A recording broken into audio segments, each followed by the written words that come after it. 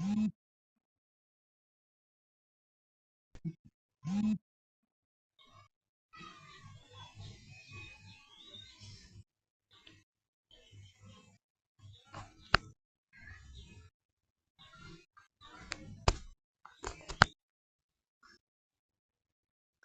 আলাইকুম।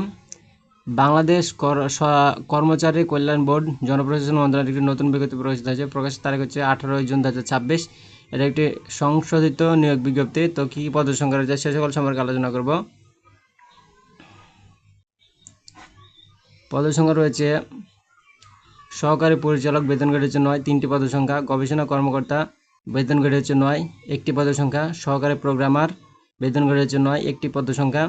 সহকারী maintenance engineer, বেতন গ্রেড হচ্ছে 9, 1টি পদের সংখ্যা। পরিবহন পরিবহন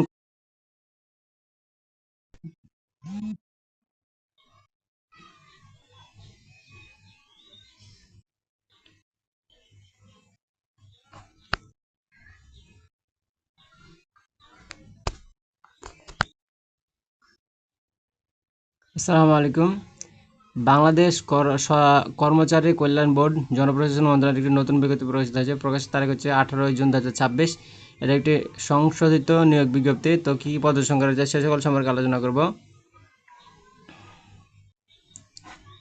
পদের সংখ্যা রয়েছে সহকারী পরিচালক, বেতন গ্রেড হচ্ছে 9, 3টি পদের সংখ্যা। গবেষণা কর্মকর্তা, বেতন গ্রেড হচ্ছে 9, 1টি পদের সংখ্যা। সহকারী প্রোগ্রামার, বেতন গ্রেড হচ্ছে 9, 1টি পদের সংখ্যা। সহকারী মেনটেন্যান্স ইঞ্জিনিয়ার, বেতন গ্রেড হচ্ছে 9, 1টি পদের সংখ্যা। পরিবহন কর্মকর্তা, বেতন গ্রেড হচ্ছে 10, 1টি পদের সংখ্যা। হিসাব রক্ষক 13তম গ্রেড, বেতন গ্রেড 9টি পদের সংখ্যা। কম্পিউটার অপারেটর, বেতন গ্রেড হচ্ছে 13, 9টি পদের সংখ্যা। ক্যাশিয়ার, বেতন গ্রেড হচ্ছে 14, 1টি পদের সংখ্যা। অফিস সহকারী কম্পিউটার মুদ্রাক্ষরিক, বেতন গ্রেড হচ্ছে 16, 19টি পদের সংখ্যা। ডাটা এন্ট্রি অপারেটর বা কন্ট্রোল অপারেটর, বেতন গ্রেড হচ্ছে 16, 9টি পদের সংখ্যা। এরপরে রয়েছে গাড়ি চালক, 16তম বেতন গ্রেড, 2টি পদের সংখ্যা। এখানে এসএসসি থেকে পাস, এসএসসি, এইচএসসি এবং অনার্স পাশে আপনারা আবেদন করতে পারবেন। এখানে প্রার্থীর বয়স হতে হবে 18 থেকে 32 বছর পর্যন্ত এবং অনলাইনে আবেদনের সময়সীমা হচ্ছে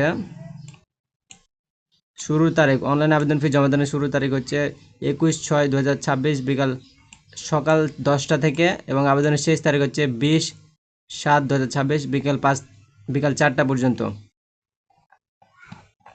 তো ভিডিওটি ভালো লেগে থাকলে অবশ্যই একটা লাইক, কমেন্ট এবং শেয়ার করে দেবেন।